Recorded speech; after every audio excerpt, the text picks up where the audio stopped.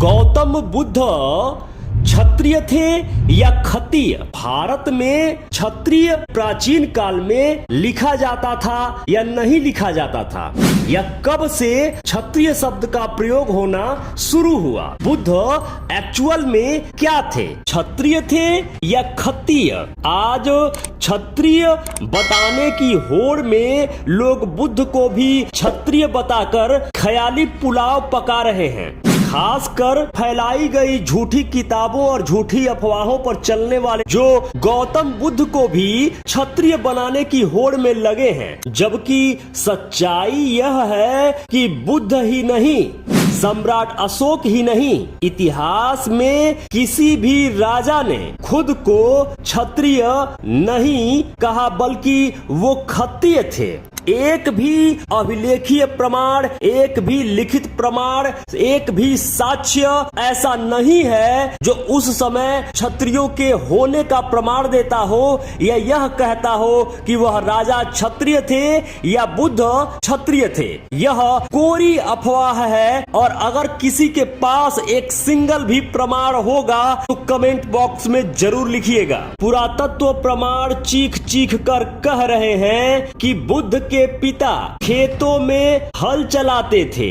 गांधार कला में इसके शिल्प सबूत भी मिलते हैं, जिसमें साफ साफ दिखाया गया है बुद्ध के पिता राजा शुद्धोधन को हल चलाते हुए। यहाँ तक कि 399 एडी में जब फाहियान भारत आए थे, तब उन्होंने कपिलवस्तु में अपनी आंखों से उस जगह को देखा था जहां बुद्ध राजकुमार थे और खेत के बगल में बैठकर हल चलाते थे, और खेत के बगल में बैठकर हल चलाते देखते थे। उस जगह को चिन्हित कर दर्शनीय स्थल बनाया गया था। कुल मिलाकर पूरे इतिहास में किसी भी राजा ने कभी खुद को क्षत्रिय नहीं लिखवाया, बल्कि देवानाम्पीय लिखवाया, राजा लिखवाया, महाराजा लिखवाया, यहाँ तक कि बहुत बाद में क्षत्रप लिखवाया, छत्रपति लिखवाया। इस तरह के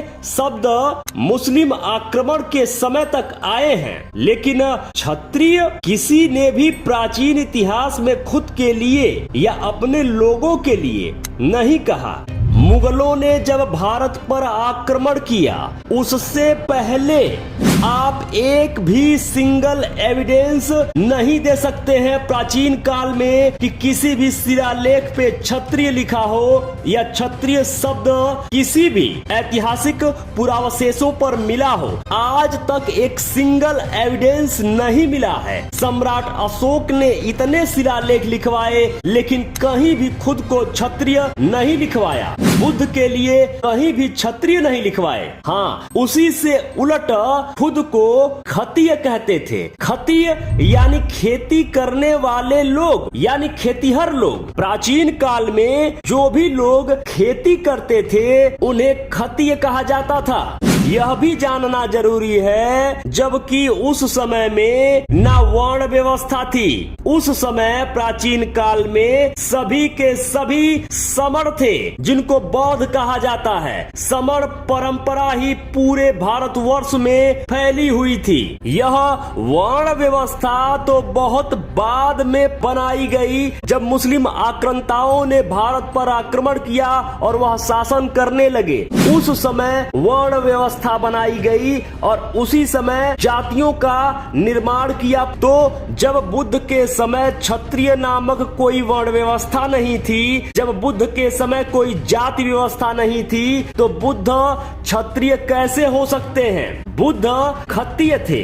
भारत के मूल निवासियों को और लोगों को भ्रमित करने के लिए बहुत सारी पुस्तकों में झूठे लेख भी लिख डाले। यदि आप समण हैं, यदि आप प्राचीन बौद्ध हैं, समण हैं, भारत के मूल निवासी हैं, तो आपको सबसे पहली बात कि वर्ण व्यवस्था को लात मार देना पड़ेगा, और इसके अलावा जाति व्यवस्था को भी लात मार देना पड़ेगा। यदि हम चाहते हैं कि सम्राट अशोक का भारत पुनः बने, यदि हम चाहते हैं कि बुद्धमय भारत पुनः बने, यदि हम चाहते हैं कि भारत सोने की चिड़िया पुनः बने, भारत विश्व विजेता, भारत विश्व गुरु पुनः बने, तो एक बात हमें समझ लेना पड़ेगा कि जिस तरह का भारत और व्यवस्था सम्राट अशोक के शासन काल में थी, उसी तरह की व्यवस्था शासन प्रशासन को पुनः लाना होगा। जब सम्राट अशोक मौर्य के समय कोई वर्ण व्यवस्था नहीं थी, कोई जाति व्यवस्था नहीं थी, तो फिर से वर्ण व्यवस्था और जाति व्यवस्था को लात मार देना होगा और भारत को फिर से बुद्धमय बनाकर एक स्वर्णिम भारत का निर्माण करना हमारा कर्तव्य है।